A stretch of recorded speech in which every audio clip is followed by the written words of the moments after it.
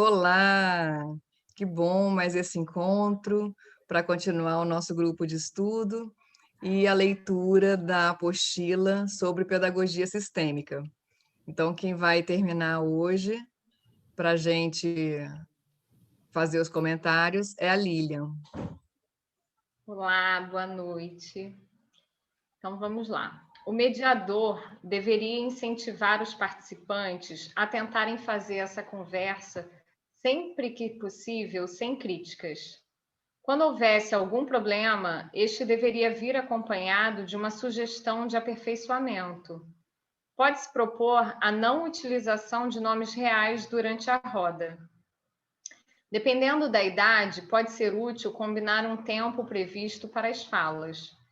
Passada essa etapa inicial, o mediador seria responsável por administrar esse tempo, por sinalizar quando a conversa estivesse se afastando muito do tema proposto e para ajudar os participantes a desenvolverem seus relatos sem criticar o colega.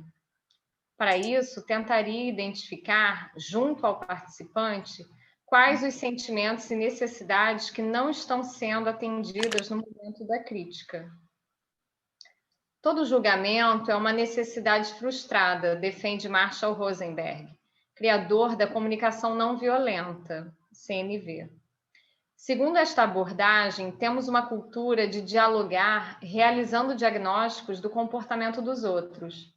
Tal atitude tem como consequência uma avaliação se este comportamento é certo ou errado, separando os bons de um lado e os maus de outro. Essa seria uma comunicação equivocada por dois motivos. Aumenta a probabilidade de violência. 2, diminui a probabilidade de conseguirmos o que queremos, porque o outro se coloca imediatamente na defensiva.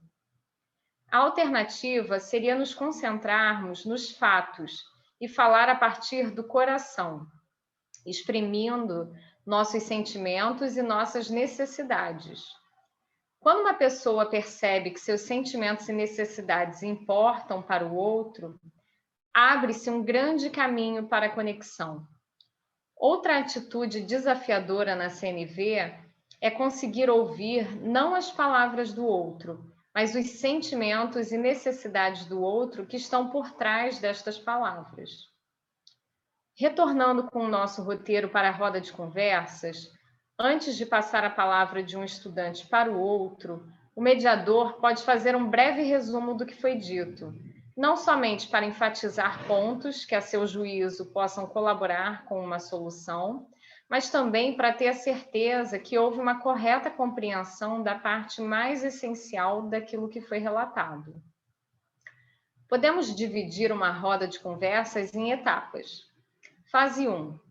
Definição das regras de convivência e do tema problema a ser abordado. Fase 2. Todos os participantes falam suas opiniões sobre este tema ou problema. Fase 3. Todos debatem de forma respeitosa sobre alternativas para solucionar ou amenizar o problema, com ênfase naquilo que é de sua responsabilidade e naquilo que é positivo. Fase 4. Finalização. O mediador consolida os resultados alcançados, identificando os pontos positivos mencionados pelos participantes e a direção para onde queremos ir.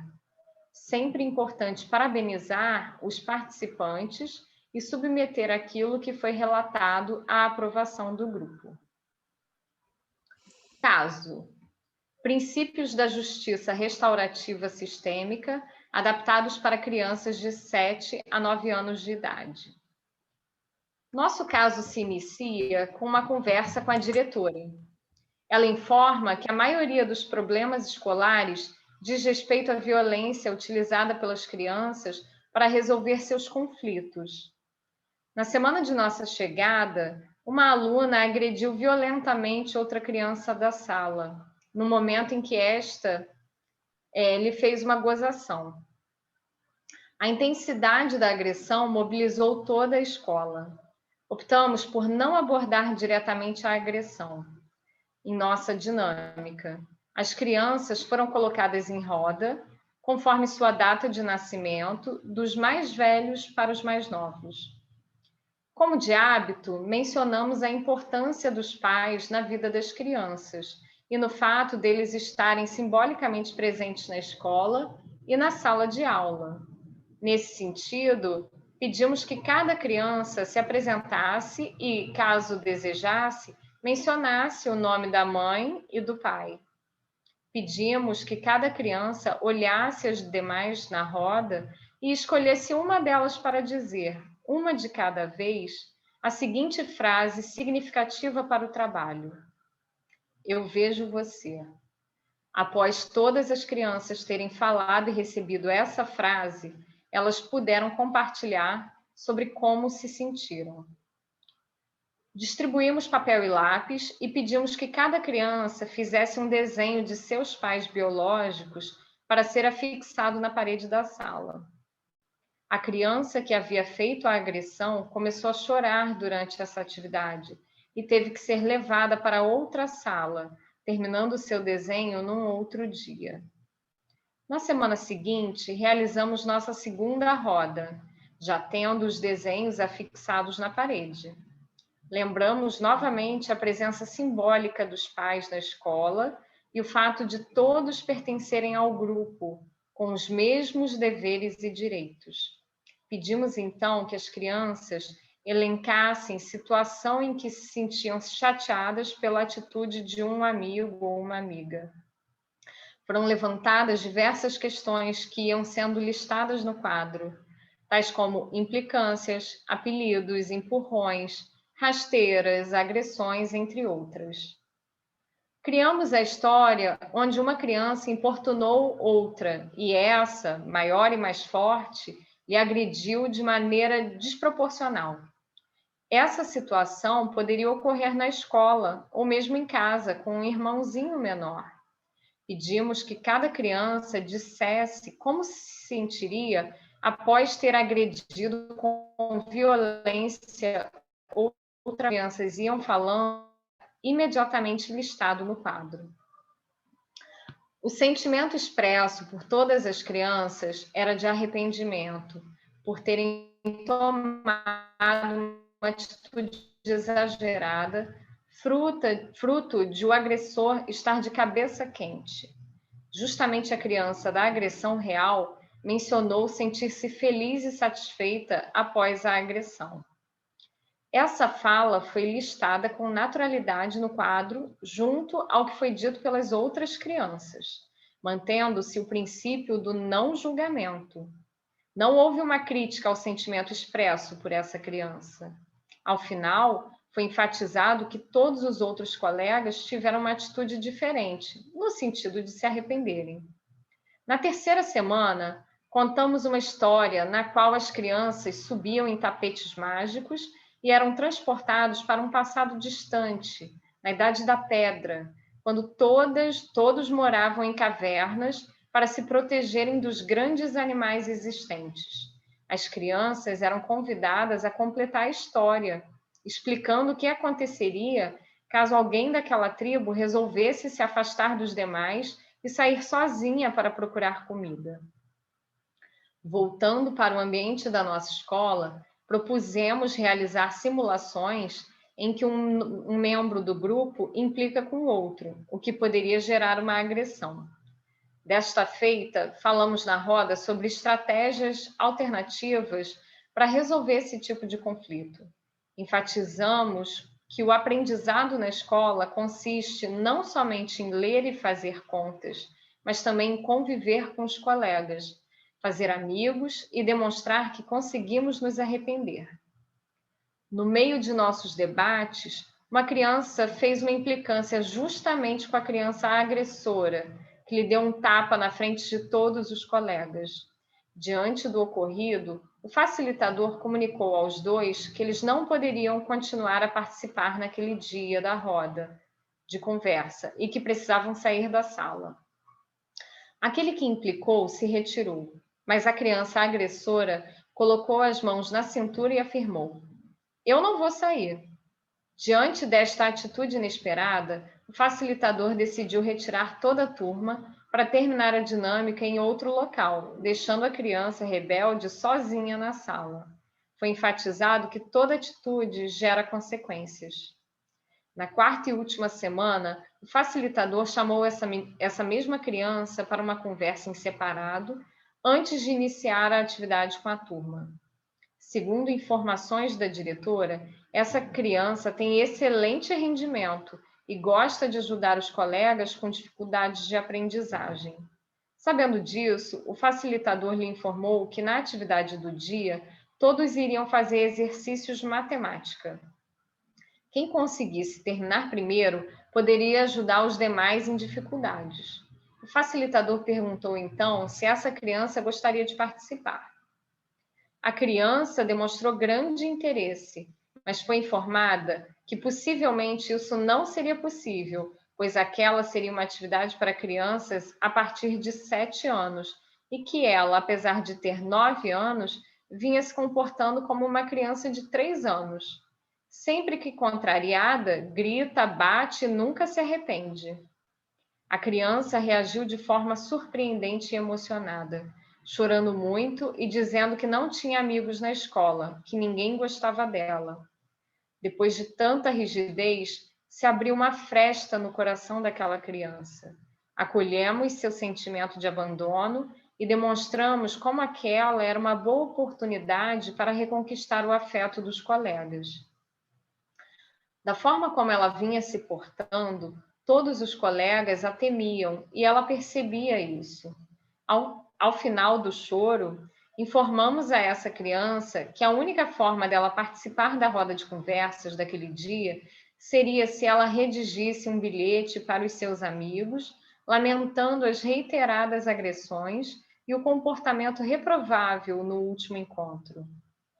Para nossa alegria, ela não só redigiu um bilhete, como fez questão de ler para os colegas aos prantos. Fulano, desculpa, eu não queria te bater. Você é a minha melhor ex-amiga. Você quer ser de novo? Turma, desculpa por tudo isso que eu andei fazendo. Querem ser meus amigos de novo? Amo todos vocês. Todos a aplaudiram emocionados e, ao mesmo tempo, surpresos com essa nova atitude. Ela era conhecida na escola por nunca se arrepender após as agressões.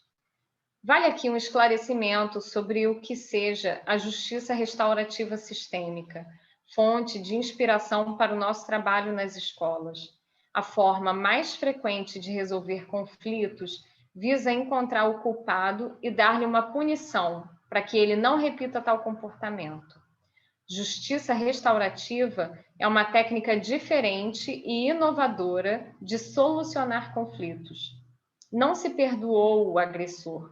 Ele precisa receber uma consequência por sua atitude, mas se busca simultaneamente reconstruir a relação entre o agressor e a vítima. Numa escola tradicional, a punição para a criança que agrediu poderia ser a suspensão por alguns dias. O problema que se observa na prática é que essa criança volta e normalmente agride de novo. Para evitar isso, ela precisa se responsabilizar pelas consequências de seus atos, gerar uma compensação, para assim buscar a reconciliação com a vítima. Esse é o motivo pelo qual pedimos que a criança agressora, em nosso exemplo, fizesse um texto lamentando o ocorrido. Nosso trabalho busca aprofundar esta metodologia de uma forma sistêmica, com base nos ensinamentos do alemão Bert Hellinger. Num conflito, todo o sistema envolvido deve ser analisado. Em agressões violentas, como a dessa escola, a vítima não é somente quem apanhou. Toda a turma se sentiu ameaçada com a agressão. Por isso, a necessidade do bilhete ser lido para todos. Relembramos também a corresponsabilidade da comunidade, pois uma atitude agressiva, na verdade, reflete muito mais do que as duas partes envolvidas e faz com que todos os sistemas se reavaliem. As famílias das crianças fazem parte do sistema maior e precisam ser olhadas com carinho e atenção. Rinaldo Almeida, em Meditações Sistêmicas nas Escolas. Páginas 73 a 78. Só uma correção, é mediações sistêmicas. Mediações sistêmicas. É isso. Vocês querem fazer algum comentário? Eu acho isso muito interessante. Ali a gente vê um exemplo em escola, né, com crianças e tal, mas como que isso acontece no meio dos adultos também, né? E se pensa que o caminho é sempre a punição, né? E na verdade isso acaba não sendo efetivo, né? Não repara, assim, busca-se uma reparação, né? Mas pode entrar num looping, né? Porque o agressor não toma consciência daquilo, não, né? E volta a cometer, porque ele também precisa ser visto, né? O que está se passando ali com ele, né? Então é interessante. Assim.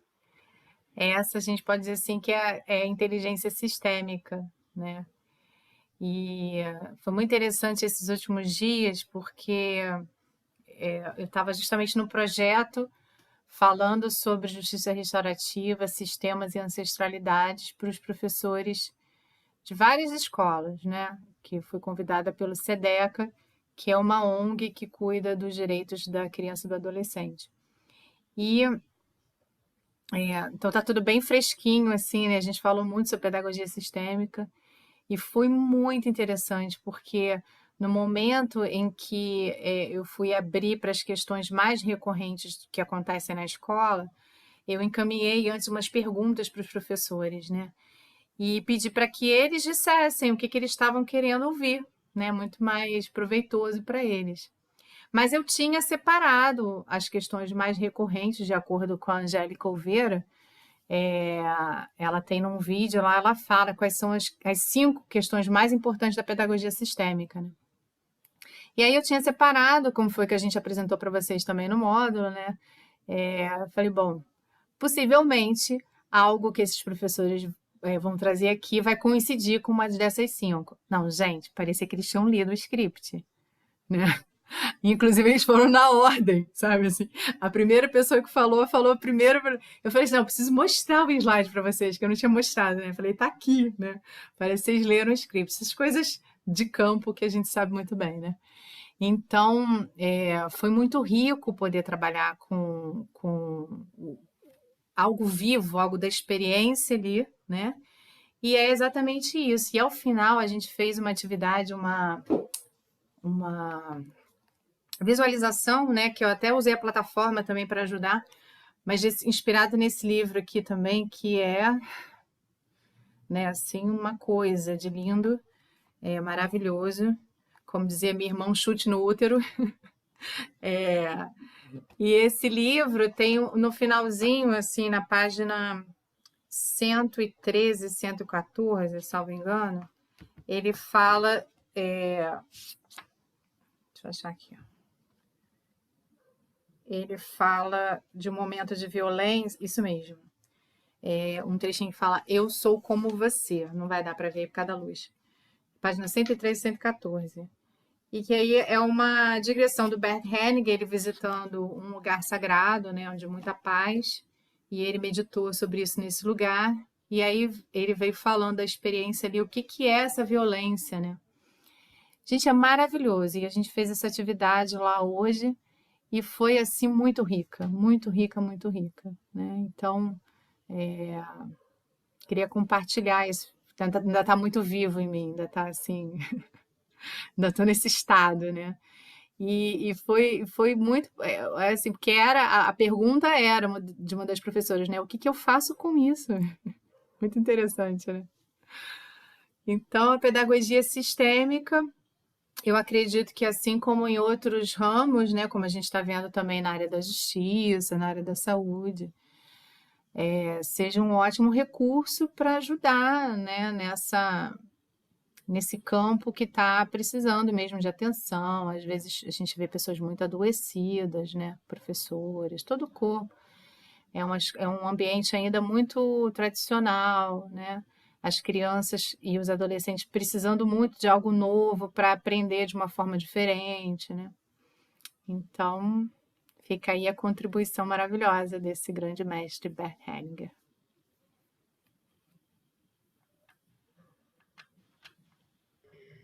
Temos muito para avançar, né? Temos muito para avançar, mas a educação, né? A educação está muito no Brasil, né? Principalmente, a gente sabe que tem excelentes colégios, mas isso, né? Muito investimento numa educação ainda muito tradicional e que não condiz mais com o tempo atual, né? Não condiz mais com o pensamento dos jovens, com tudo que está acontecendo, né? E que, na verdade, acaba sempre acirrando toda essa questão do julgamento que a gente fala, né? A disputa, né? E ainda é muito assim, né? Os colégios mesmo altamente competitivos treinando a gente para essa competição, né? Então a gente ainda é treinado para isso. E isso é muito ruim, né? A gente já viu que os resultados disso são muito ruins. As crianças estão muito adoecidas, os professores estão muito adoecidos, né? Eu posso dizer que, assim, nos meus 30 anos de clínica, o maior número de depressão que eu tive no consultório foi com professores, né? Então, isso sempre me chamou muita atenção, né? Como eles ficam licenciados, entende?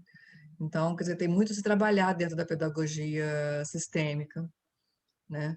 E a gente perceber que em todos, até no próprio ensino, né? Nós somos facilitadores também, mas não só do conteúdo, né?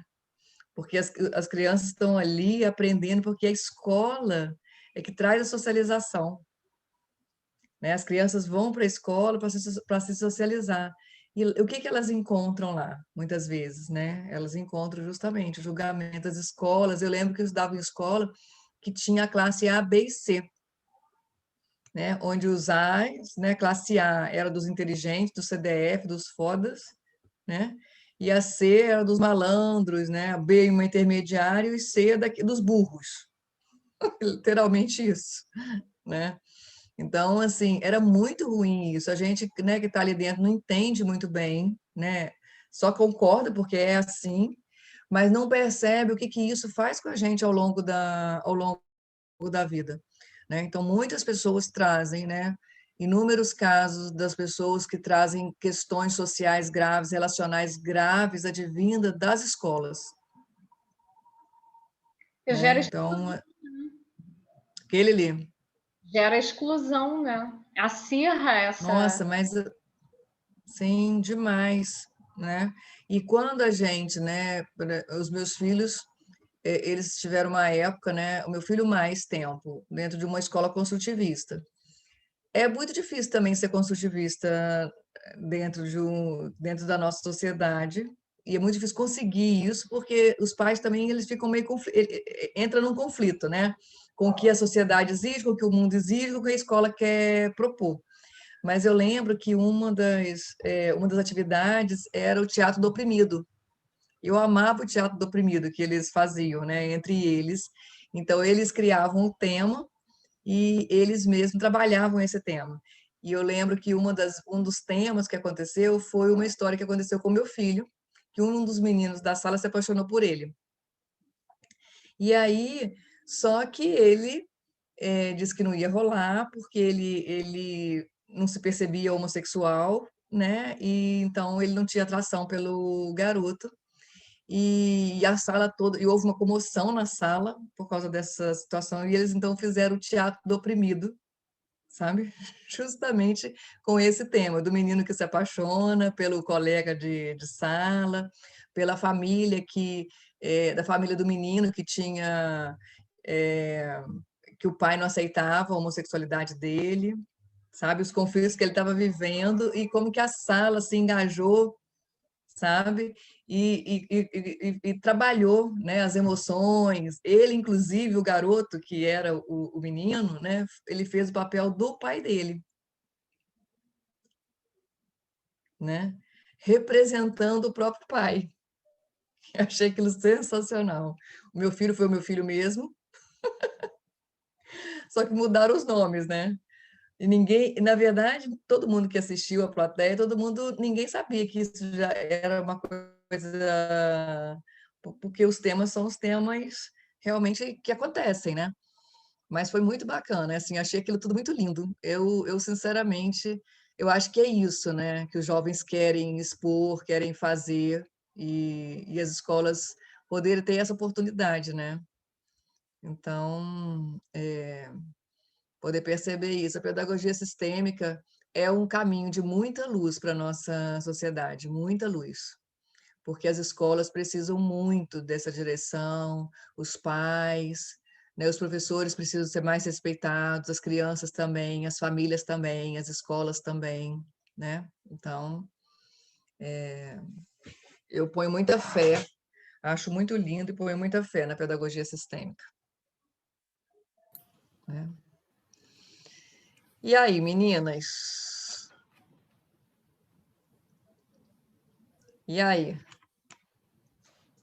Alguém quer fazer alguma pergunta? Não, eu acho que é realmente um caminho e fico pensando como fazer isso chegar mais, né, até as escolas, como isso se difundir mais, né?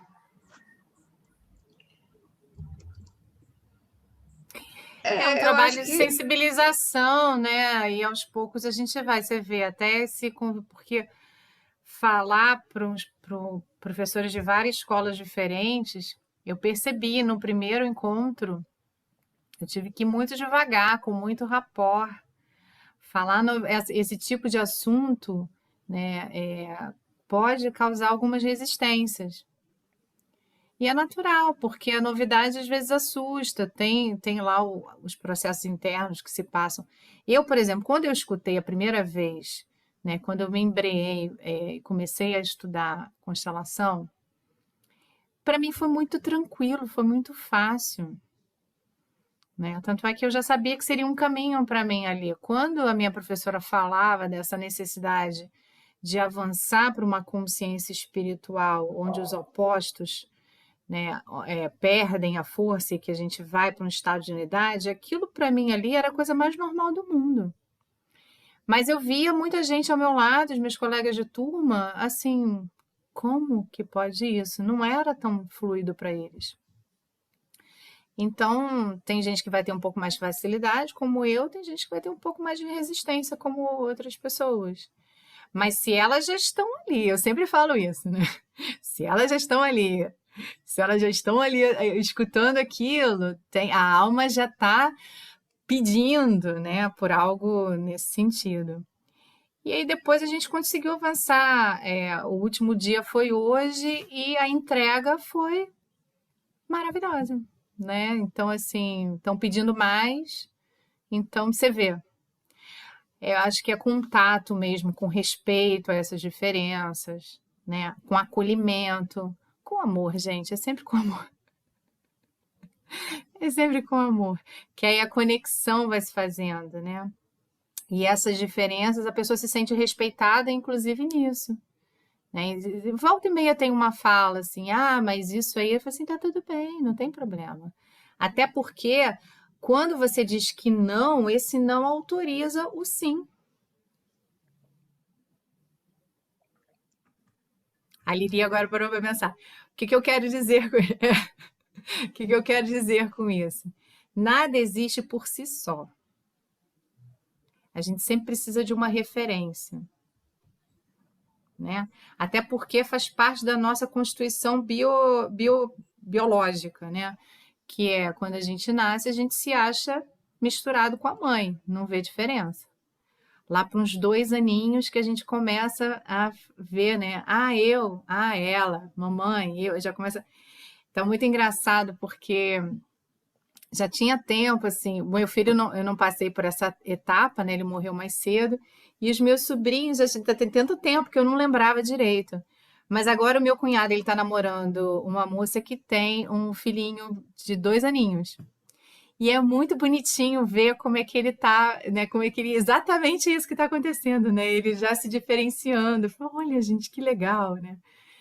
E então a gente só se percebe a partir do outro, né? E tudo é assim. Só existe luz porque existe sombra. Só existe masculino porque existe feminino. Isso no mundo dual que a gente vive, né? Então, só existe o sistêmico porque existe o não sistêmico. Então, quando alguém fala que não para mim, eu honro isso, falo que bom, porque a força é o vetor de um lado que sustenta a existência do outro. Até nesse movimento interno, a gente acolhe tudo isso, né? E é esse o nosso papel. Quando a gente vai se constituindo cada vez mais sistêmico, a gente dá as nossas escorregadas, mas o nosso esforço é a gente ir sempre, né, com esse norte, com essa estrela guia, que é o sistêmico. E vamos, galera, vamos, força aí na peruca. Isso mesmo. Vamos, tem muito trabalho. E você vê, já está fazendo, já está reverberando, já tem muitos lugares querendo, né? Já existem muitos lugares querendo. E é isso que eu falei, quando a gente vê uma portinha aberta, a gente entra. Se a gente é convidado, a gente vai. E é isso, né? O Cláudio, a gente podia, eu sugiro que a gente interrompa a gravação, Certo. né? Então, vou Para a dar aqui um boa noite. gente, então que a gente possa interromper, Tá, vou interromper então. Boa né? noite, gente. Boa noite.